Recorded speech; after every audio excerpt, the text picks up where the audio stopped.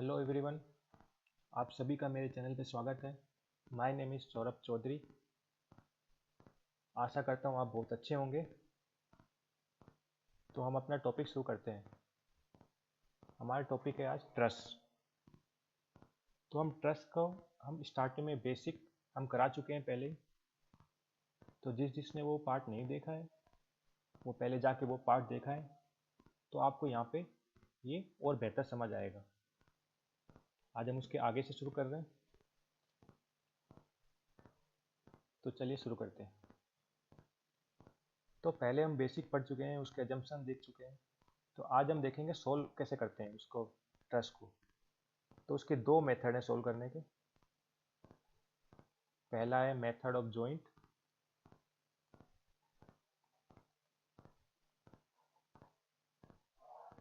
और दूसरा मेथड है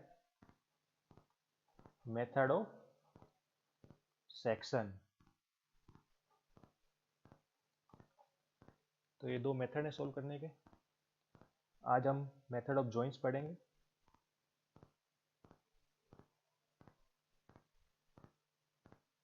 तो मेथड ऑफ जॉइंट्स, तो इसमें क्या करते हैं, इसको सोल्व करने के लिए अपन क्या करेंगे देखो। तो इसमें सबसे पहले जो भी आपको दिया गया होगा ट्रस्ट, उसके अपन फ्री बॉडी डायग्राम बनाएंगे एक एक करके उनके पिन्स के। जैसे मान लो आपका ट्रस्ट ये है,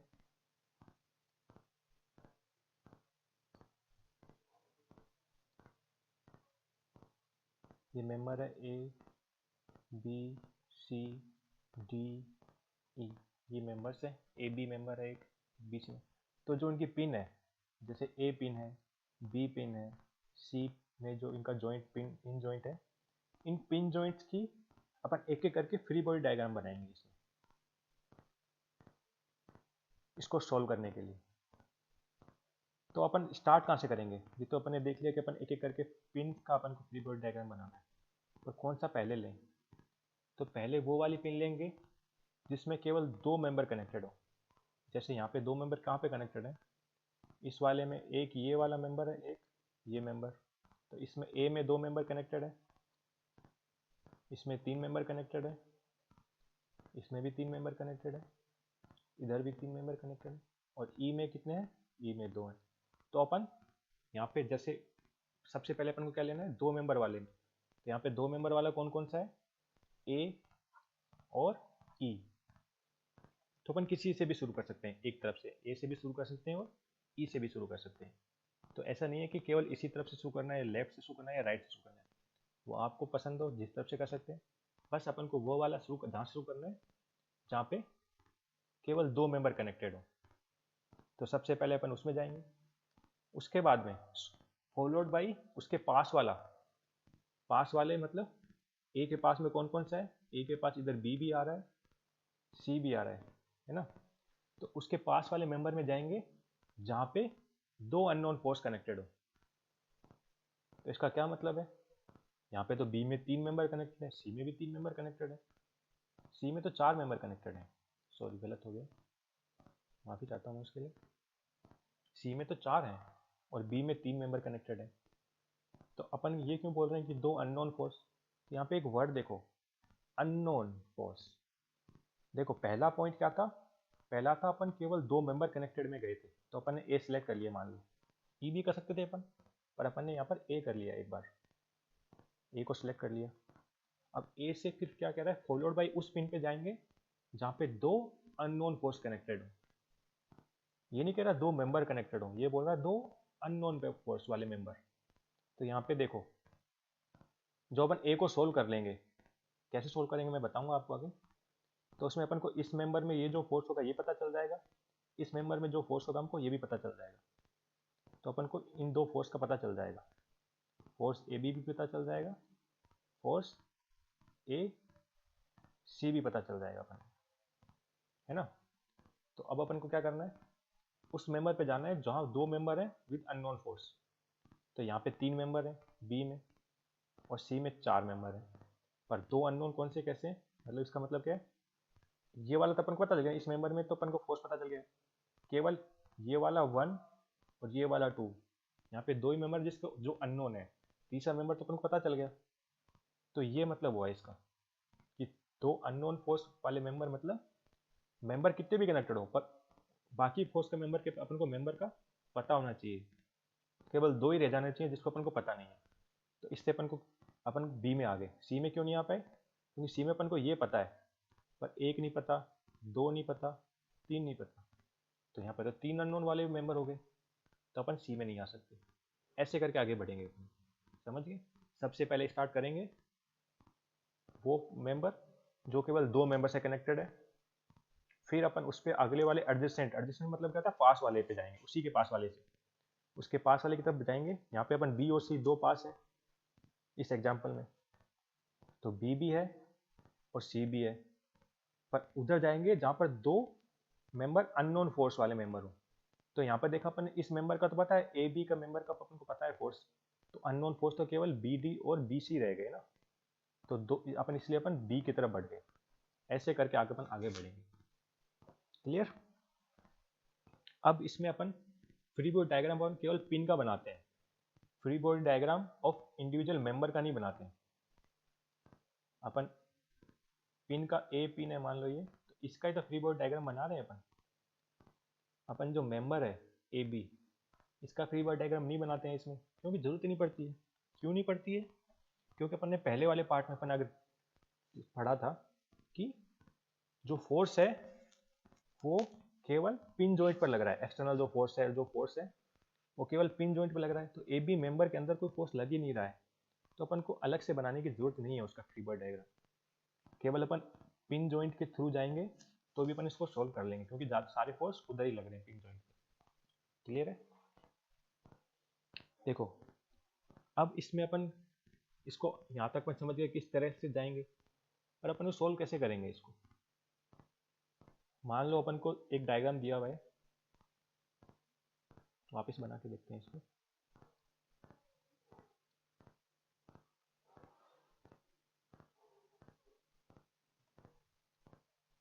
ये दिया हुआ था अपने,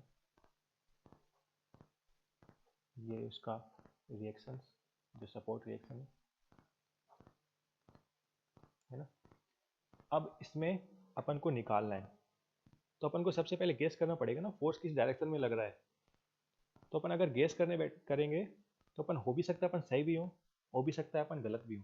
मान लो मैंने इस इस वाले पिन को सिलेक्ट किया, बी पिन को, अपना ए माना था इसको, तो इस बी पिन को सिलेक्ट किया अपन, मैंने फोर्स अंदाज लगा लिया, इसमें मैंने गेस किया, इसमें ऐसे लग रहा है, इसमें ऐसे लग रहा है। तो अपन गेस करके इंस्टीट्यूशन बेस पे तो अपन नहीं कर सकते ना कि फोर्स किस डायरेक्शन में लगेगा, देख के तो अपन पता लगा ही नहीं सकते।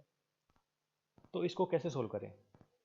इसके लिए सबसे बेस्ट तरीका जो मुझे लगता है सबसे इजी तरीका आप लोगों के लिए होगा, अगर आप स्टेप बाय स्टेप इस तरह से फॉलो करोगे, वरना आप कंफ्यूज हो जाओगे। अगर इसको फॉलो नहीं करके आप अपनी तरह से अंदाज लगाओगे तो उससे भी निकल जाएगा, ऐसा नहीं है, और आप कंफ्यूज होते जाओगे। अगर आप जितना कंफ्यूज होगे उतना वो सोल्व करना मुश्किल होता जाएगा।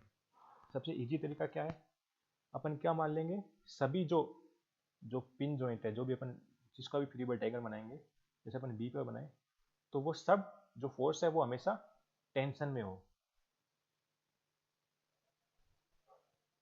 टेंशन फोर्स लग रही हो केवल। मतलब जैसे अपन यहाँ पे फोर्स, ये फोर्स लग रही है हमेशा टेंशन में रहे, ये फोर्स लग रही है इधर, ये इधर, मतलब इसका फ्री बॉडी डायग्राम ऐसे बनाया अपन ने। टेंशन का मतलब तो अपन को पता है ना, जो आउटवर्ड डायरेक्शन में फोर्स होती है। जैसे ये एक पिन है ए, तो ये मान लो एक फोर्स लग रहा है एफ ए बी, तो ये टेंशन फोर्स है, अपन पहले भी कर चुके हैं इसको। और ये जो फोर्स लगेगा अगर एफ बी सी या बी ए जो भी, या सी ए जो भी था इधर फोर्स लग रहा है, ये भी टेंशन है। और अगर इस डायरेक्शन में फोर्स लगेगा उसको कंप्रेस इनवर्ड डायरेक्शन में, तो ये वाला फोर्स क्या हो गया, कंप्रेशन फोर्स हो गया। तो इसका मतलब क्या है, अपन को ये समझ आ गया टेंशन कंप्रेशन फोर्स कौन से होते हैं। तो केवल अपन टेंशन फोर्स ही लेंगे, एक बार अपन मान के चलेंगे कि सारे फोर्स टेंशन फोर्स लग रहे हैं हर जॉइंट पर। जो एक्सटर्नल जो फोर्स होता है, जो रिएक्शन फोर्स है, वो तो अपन को पता चल ही जाएगा किस तरफ लगेगा, तो वो मानने नहीं है, वो तो दिख रहे होंगे, वो तो अपन पता चल जाता है ना देखने पे किस तरफ लगता है। रिएक्शन फोर्स तो अपन निकाल सकते हैं ना। जो अंदर जो फोर्स है, जो अपन को यहाँ पे गैस करना पड़ रहा है इन फोर्सों में, इन पॉइंट पे, इन पॉइंट पे, इन पॉइंट पे, वो अपन को गैस करने की वजह अपन मान लेंगे कि सब टेंशन फोर्स में है। तो इससे क्या होगा, इजी हो जाएगा अपन को फ्री बॉडी डायग्राम बनाने में। तो आपको कंफ्यूजन नहीं रहेगा हमेशा, वरना आप कंफ्यूजन में उसको और हार्ड करते जाओगे उस क्वेश्चन को। तो सबसे बेस्ट और सबसे सिंपल, सबसे इजी तरीका यही है कि अपन सब फोर्स को, जो उसमें फोर्स लग रहे हैं, वो अपन टेंशन में मान लें। रिएक्शन, एक बात याद रखना, रिएक्शन जो फोर्स है और कोई एक्सटर्नल फोर्स दिया हुआ है, मान लिया इसमें दिया हुआ है, ये फोर्स इधर लग रहा है, तो उसको नहीं हटाना है। रिएक्शन और एक्सटर्नल फोर्स जो कि गिवन है, ये दोनों फोर्स आप गैस नहीं, मतलब आप टेंशन नहीं रखोगे हमेशा के लिए।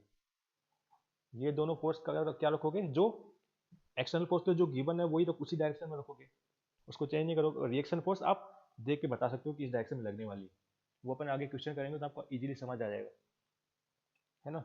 और बाकी जो फोर्स है, जो मेंबर में फोर्स लग रही है, ये वाली, ये अपन टेंशन में लेंगे जब अपन फ्री बॉडी डायग्राम बनाएंगे। ये देखो यहाँ पे जैसे अपने बी का बनाया है, अगर मान लो बी पे एक एक्सटर्नल फोर्स दिया होता, कंप्रेशन में लग रहा है ये फोर्स 100 न्यूटन, तब इसका बनाएंगे तो अपन ऐसे बनाएंगे। ये देखो जो गिवन है, जो एक्सटर्नल फोर्स गिवन है वो तो वैसा ही रखेंगे जैसा दिया हुआ है, उसको चेंज नहीं करेंगे। बाकी फोर्स को अपन ने टेंशन में कर दिया। तो ये बहुत सिंपल है, बेसिक है, ईजी है, आपको करने में बहुत ऐसे लगेगा बहुत सिंपल से क्वेश्चन सोल्व हो रहे हैं अगर आप इस तरीके से फॉलो करोगे तो।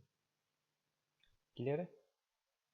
तो हमेशा ध्यान रखो, फोर्स जो नोट गिवन अननोन फोर्स है उनको हमेशा अपन ले रहे हैं टेंशन में, हर मेंबर के लिए, हर मेंबर मतलब हर जॉइंट के लिए जो अपन फ्री बॉडी डायग्राम बनाएंगे। और जो बाकी जो एक्सटर्नल फोर्स है और रिएक्शन फोर्स है वो उसी हिसाब से होंगे जो गिवन है। रिएक्शन फोर्स तो अपन निकल जाते हैं और एक्सटर्नल फोर्स गिवन होते हैं, तो उसको भी वही रखेंगे। क्लियर। अब बात आती है अपन उसको लिखें कैसे, है ना।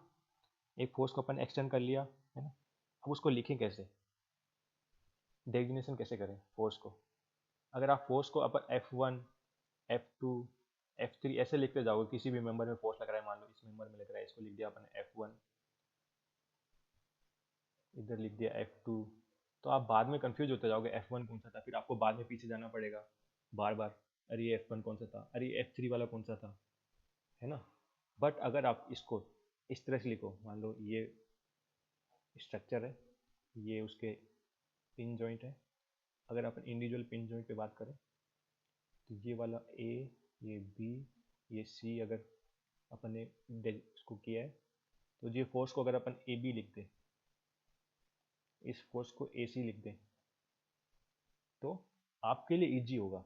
गलत तो F1 F2 लिखना भी गलत नहीं है, पर इजी मतलब आपको कंफ्यूज ना हो बाद में, तो ये बेस्ट तरीका है, सबसे सिंपल तरीका है आपको सोल्व करने के लिए, कभी आप आगे जाके कंफ्यूज नहीं होगे। ये ध्यान रखना, ये गलत नहीं है अगर F1 F2 लिखते हो, वो भी सही है, पर आप आगे जाके कंफ्यूज हो जाओगे। मेरा ये करने का क्यों है, क्योंकि सबसे सिंपल तरीके से करें सो, क्यों अपन हार्ड में जाएं, क्यों अपन कंफ्यूज हो फालतू में, इसलिए अपन सबसे सिंपल तरीके से करने के लिए ट्राई कर रहे हैं। क्लियर। अब जैसे अपन एक एग्जांपल करते हैं, यहाँ तक समझ आ गया अपन करने कैसे, क्या क्या करना है। जैसे एक एग्जांपल लिए, एक क्वेश्चन दिया हुआ है, अपन एक एग्जांपल कर रहे हैं, एग्जांपल के थ्रू ज़्यादा इजी होगा समझने का, आपको भी समझ आएगा उसको कैसे सोल्व कर रहे हैं। एक ट्रस्ट दिया हुआ है,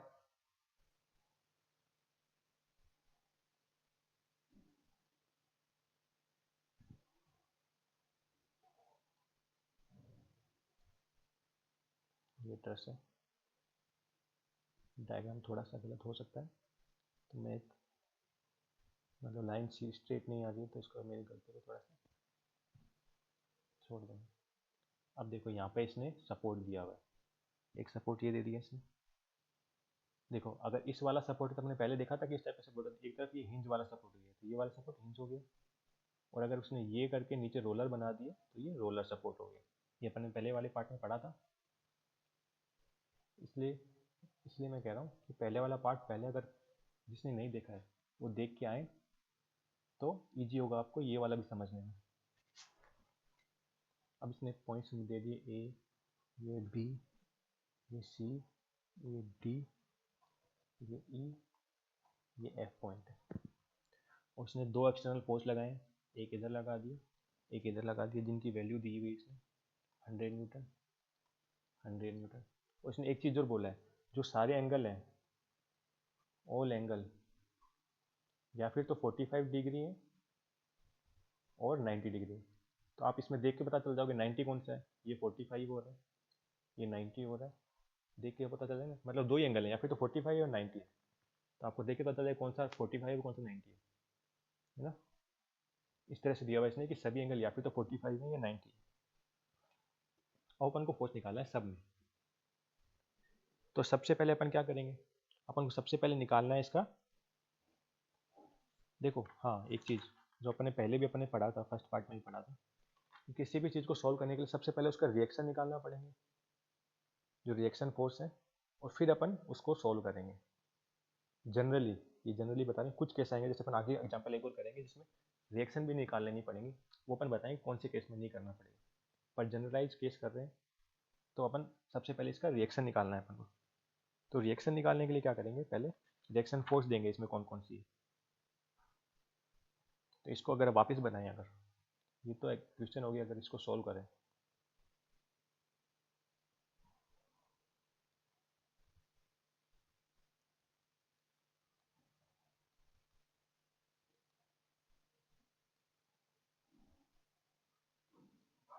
अब इसको सॉल्व करके देखो, तो इसको वापस बनाते हैं अपन।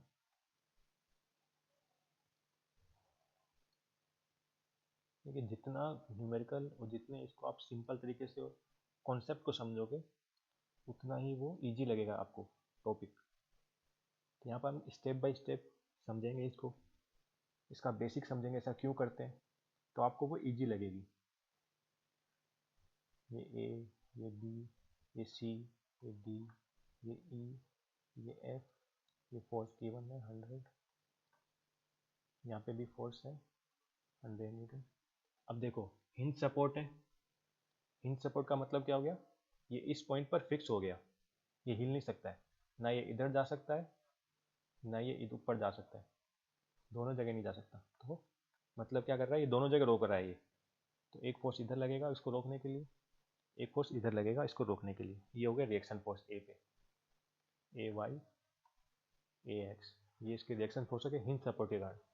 यहाँ पे क्या है, रोलर सपोर्ट है। तो एफ पे रोलर सपोर्ट का क्या मतलब है, रोलर सपोर्ट का मतलब है कि ये इस डायरेक्शन में आराम से जा सकता है, केवल ये रोक रहा है इस डायरेक्शन को, है ना। तो इसका मतलब है इस डायरेक्शन में कोई फोर्स नहीं लग रहा जो उसको रोक रहा है, तो यहाँ पे कोई रोक, ये वाला फोर्स नहीं लगेगा। क्यों, क्योंकि ये रोक ही नहीं रहा इधर, केवल रोक रहा है इधर डायरेक्शन को, तो ये फोर्स लगेगा। ये हो गया इसका reaction force F Y. Clear, ऐसे निकालते हैं अपन रिएक्शन फोर्स। रिएक्शन फोर्स कैसे निकालते हैं, जिस डायरेक्शन में रोके वो उसके मूवमेंट को जाने से रोक रहा है। तो यहाँ पे ए को तो दोनों तरफ रोक रहा है, वाई में भी रोक रहा है, एक्स में भी रोक रहा है, पर एफ पॉइंट को केवल वाई में रोक रहा है, एक्स में नहीं रोक रहा है। क्लियर, तो अपने पास ये पता चल गया। अब अपन करते हैं इनको रिएक्शन निकालते हैं। तो रिएक्शन निकालने के लिए क्या करेंगे, एक तरीका तो है total summation of F x. इसका मतलब कि एक्स डायरेक्शन में, एक्स डायरेक्शन कौन सी है, एक बार ये देखो, ये होती है एक्स डायरेक्शन, ये होती है वाई डायरेक्शन। तो एक्स डायरेक्शन में समीशन जीरो है, क्योंकि एक इक्विलिब्रियम है, एक जगह तो है, इक्विलिब्रियम कंडीशन में है, तो इसका मतलब कि एक्स डायरेक्शन में सारे फोर्स समीशन जीरो है। एक्स डायरेक्शन में कौन कौन से फोर्स है, ये सारे फोर्स, तो कोई भी एक्स डायरेक्शन में, एक्स डायरेक्शन में केवल है ये वाला फोर्स, है ना। तो इसका मतलब क्या होगा, ए एक्स इज इक्वल टू क्या हो गया, जीरो हो गया। क्लियर, तो ए एक्स की वैल्यू तो अपने पास आ गई है। अब निकालना है एफ वाई और ए वाई, मतलब रिएक्शन। पहले अपन सबसे पहले क्या करते हैं, रिएक्शन तो निकालते हैं। तो अपन एफ वाई और ए वाई दो रिएक्शन रह गई है, एक तो अपन पता चल गया, तीन थी टोटल। तो दूसरा तरीका क्या है, मूवमेंट। किसी भी पॉइंट के अबाउट मूवमेंट ले लेंगे। मान लो अपन ने ए पॉइंट के अबाउट ले लेंगे, तो मूवमेंट अबाउट ए पॉइंट, जिसकी वैल्यू क्या होती है, जीरो, है ना। तो टोटल मूवमेंट, क्योंकि इक्विलिब्रियम कंडीशन में तो टोटल मूवमेंट जीरो होगा, है ना। इक्विलिब्रियम इक्वेशन तो पता है ना, इक्विलिब्रियम इक्वेशन कौन सी होती है? F X summation of X summation of F Y और समीशन ऑफ मूवमेंट, ये तीन होते हैं इक्विलिब्रियम इक्वेशन के। अगर इक्विलिब्रियम कंडीशन में है तो ये तीनों जीरो होंगे। क्लियर? सिंपल है। ये तीनों इक्वेशन यूज करेंगे अपन इक्विलिब्रियम इक्वेशन इसको सोल्व करने के लिए। तो ए पॉइंट पे अपन मूवमेंट ले रहे हैं अब। तो ए पॉइंट पे मूवमेंट ले रहे हैं मतलब इस पॉइंट पे मूवमेंट ले रहे हैं, है ना।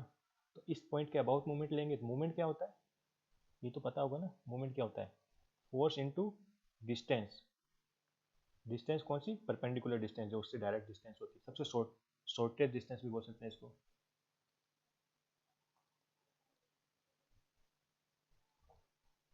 है ना। डी और एफ क्या है? फोर्स। वो फोर्स की शॉर्टेस्ट डिस्टेंस जो होती है ये होती है। तो मूवमेंट करेंगे अपन। अब मूवमेंट ए के अबाउट,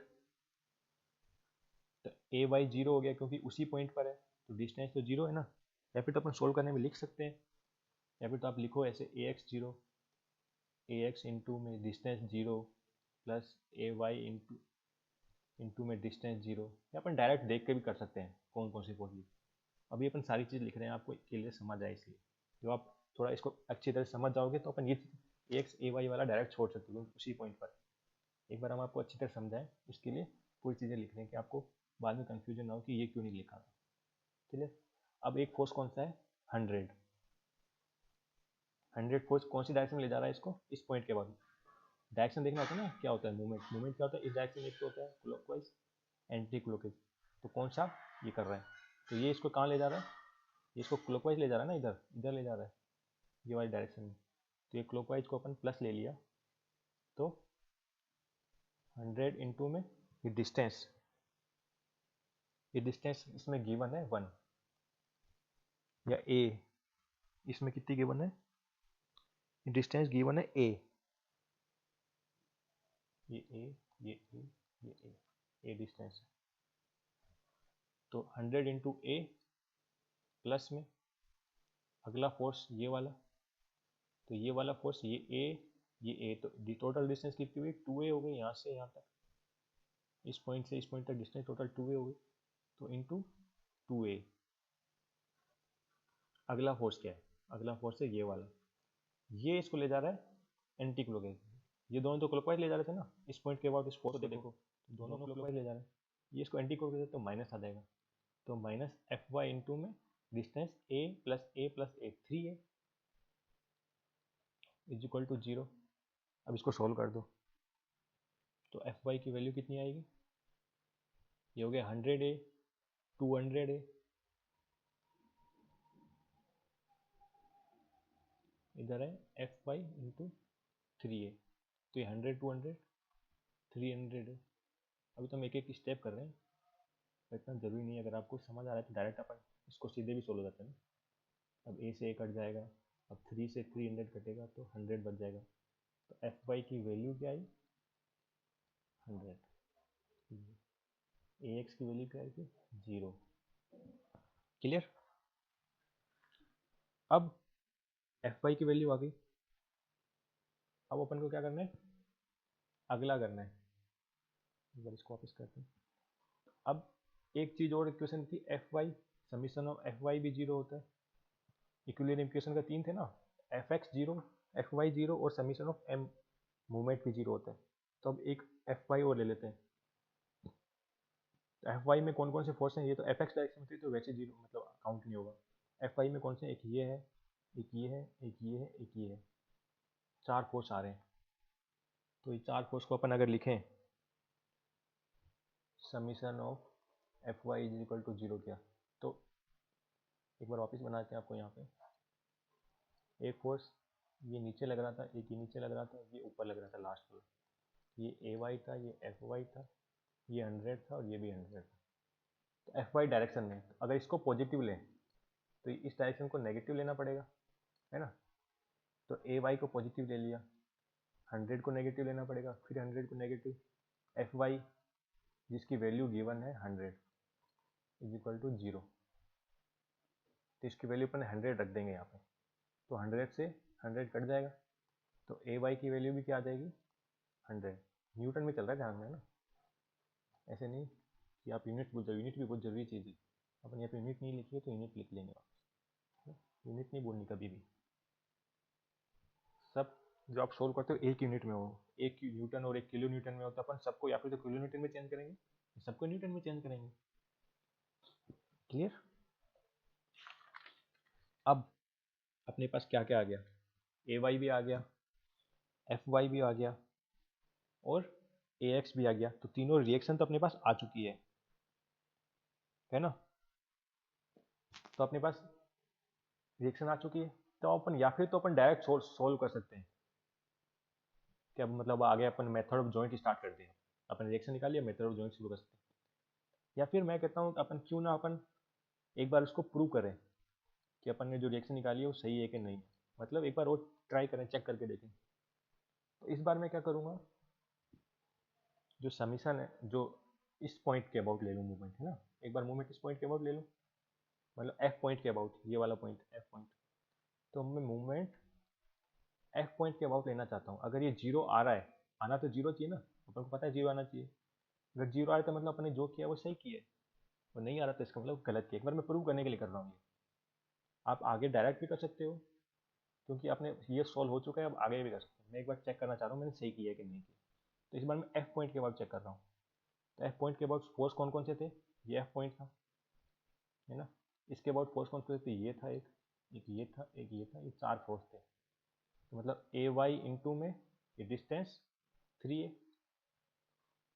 इस वाले को मैं प्लस ले रहा हूँ ना, माइनस का 100 इंटू में 2 है, फिर अगला एक फोर्स आया, ये 2 है ना डिस्टेंस, ये वाले इस वाले के लिए, ये ए ये तो 2 ए हो गया, फिर अगला 100 ये वाले 100 के लिए, 100 इंटू ए, और एफ वाई के लिए डिस्टेंस तो जीरो है, अगर लिखना चाहो तो लिख दो आप एफ वाई इंटू जीरो, या फिर डायरेक्ट भी छोड़ सकते हो उसी पॉइंट को, है ना, जीरो। अब देखते हैं, एक बार ये जीरो नहीं लिख रहे हैं, अपन निकालना चाह रहे हैं इसको,